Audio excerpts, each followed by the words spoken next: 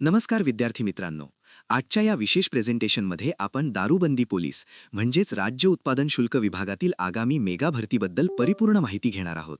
आगामी भरतीचं स्वरूप कसे असेल, त्यासाठी काय पात्रता लागते आणि यशाचा योग्य मार्ग कोणता, या सर्व गोष्टींवर आपण आज सविस्तर चर्चा करणार आहोत. चला तर मग सुरुवात करूया. मित्रांनो, ही मेघा भरती तुमच्यासाठी एक सुवर्ण संधी आहे.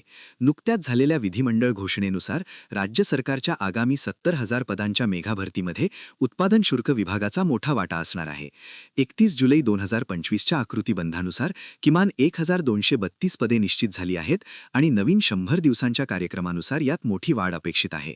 अत्यंत आकर्षक वेतन, अंगावर खाकी वर्दी आणि भविष्यात थेट एक्साईज इन्स्पेक्टर होण्याची संधी हे या करिअरचं वैशिष्ट्य आहे. जाहिरात लवकरच धडकणार असल्याने यशस्वी होण्यासाठी आजपासूनच तयारी आवश्यक आहे. आता पाहूया राज्य उत्पादन शुल्क विभागातील 5 प्रमुख पदे कोणती आहेत. तळापासून सुरुवात करायची तर गट ड मधील चपराशी किंवा शिपाई हे पद कार्यालयाच्या दैनंदिन व्यवस्थेसाठी असते. त्यावर जवान दारूबंदी पोलीस, जे या विभागाचा कणा आहे आणि ज्याची सर्वाधिक पदे भरली जातात. त्यानंतर जवान आणि वाहन चालक, ज्यामध्ये जवानाच्या जबाबदारीसोबतच शासकीय वाहन चालविण्याचं कौशल्य अपेक्षित असते.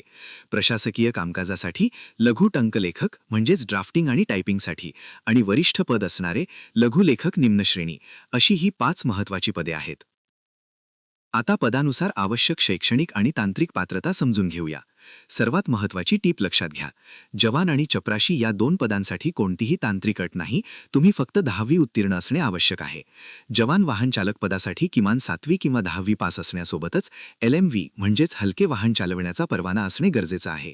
तर लघु टंकलेखक आणि लघुलेखक या पदांसाठी 10वी पास सोबतच मराठी किंवा इंग्रजी टायपिंग आणि अनुक्रमे 80 व 100 शब्द प्रति मिनिट शॉर्टहँडचं प्रमाणपत्र आवश्यक आहे. ज्यांना अंगावर खाकी वर्दी हवी आहे त्यांच्यासाठी शारीरिक मापदंड खूप महत्त्वाचे आहेत. ही पात्रता केवळ जवान आणि जवान वाहनचालक पदांसाठी लागू आहे. पुरुष उमेदवारांसाठी किमान उंची 165 सेमी असावी आणि छाती न फुगवता 79 सेमी व फुगवून 5 सेमीने विस्तार होणे आवश्यक आहे. पुरुषांसाठी वजनाची कोणतीही अट नाही. महिला उमेदवारांसाठी किमान उंची 160 सेमी असणे आवश्यक आहे आणि त्यांचे वजन किमान 50 किलोग्राम असणे बंधनकारक आहे. या भरतीसाठी वयोमर्यादा आणि मिळणारे आकर्षक वेतन काय असेल ते पाहूया. खुल्या गटासाठी म्हणजेच ओपनसाठी वयोमर्यादा 18 ते 40 वर्षे आहे, तर राखीव गट आणि EWSसाठी 18 ते 45 वर्षे आहे. माजी सैनिक, प्रकल्पग्रस्त आणि अनाथांसाठी शासन नियमानुसार अतिरिक्त सवलत मिळेल. वेतनाबद्दल बोलायचे तर चपराशी म्हणजेच S1 पदासाठी सुरुवातीचे वेतन अंदाजे 25,000 ते 30,000 रुपये प्रति महिना असेल. जवान वाहन चालक म्हणजेच S7 तसेच लघु टंकलेखक म्हणजेच S8 या पदांसाठी सुरुवातीचे वेतन 45,000 प्लस रुपये प्रति महिना असेल आणि लघुलेखक म्हणजेच S15 जे STIच्या समकक्ष आहे त्यासाठी तब्बल 60,000 प्लस रुपये प्रति महिना वेतन मिळेल. मित्रांनो, यशाचे टप्पे म्हणजेच निवड प्रक्रिया नीट समजून घ्या. जवान वाहन चालक पदासाठी 120 गुणांची लेखी परीक्षा आणि 80 गुणांची मैदानी चाचणी मिळून 200 गुणांची परीक्षा होईल. वाहन चालकाला क्वालिफाईंग ड्रायव्हिंग टेस्ट द्यावी लागते. लघुलेखक गटासाठी 120 गुणांची लेखी परीक्षा आणि 80 गुणांची व्यावसायिक टायपिंग चाचणी असे 200 गुण असतील. मात्र चपराशी पदासाठी कोणतीही मैदानी चाचणी नाही, त्यांची थेट 200 प्रश्न आणि 200 गुणांची लेखी परीक्षा होईल.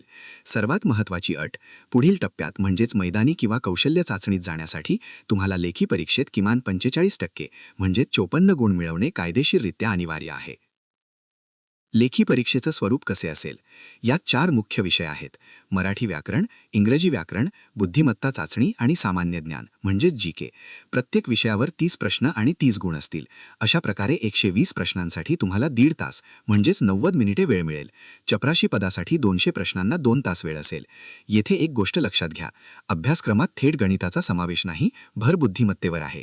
आणि सर्वात मोठा अलर्ट, परीक्षेत 1/4 म्हणजे 0.25 निगेटिव्ह मार्किंग लागू आहे. त्यामुळे चुकीच्या उत्तरांमुळे प्राप्त गुण कमी होतात हे ध्यानात ठेवूनच पेपर सोडवा. 80 गुणांच्या मैदानी चाचणीचं विभाजन कसे केले आहे? यात 3 प्रकार आहेत.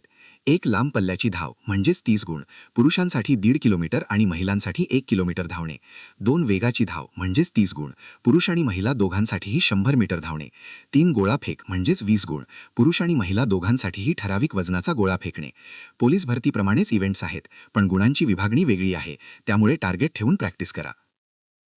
तर मित्रांनो, आजच्या या संपूर्ण माहितीचा गोषवारा काय आहे?